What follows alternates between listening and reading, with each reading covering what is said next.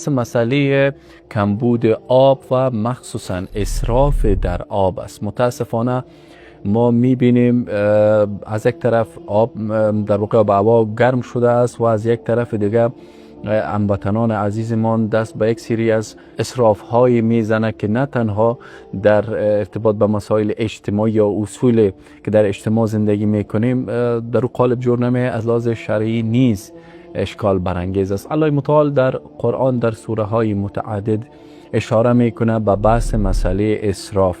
اسراف در هر امر مردود است. رسول الله صلی الله علیه و سلم ما را در واقع امت میانه معرفی کرده. قرآن نیز ما را امت میانه معرفی کرده، امتی که در تمام امورشان حد وسط رعایت میکنه.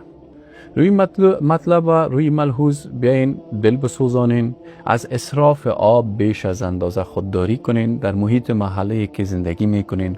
اگر دیگرها آدمایی هستند که نمیفهمن باشون گوش زد کنین. اگر شما گروپ هایی دارین که همسایه هایتون در اون عدد اضافه شدن، دوجه پیام بگذارین که از مصرف بیش از اندازه آب جلوگیری کنین.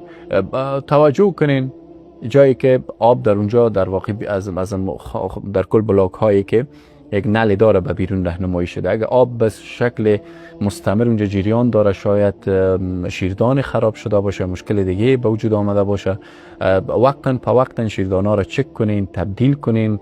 قطرات آب که از شیردان ها بیرون میشه، این قطره قطره اگرچند به چشم شما شاید چیز اندک باشه، اما شما او را ضرب روز و هفته و ماه و سال کنین، مقدار خیلی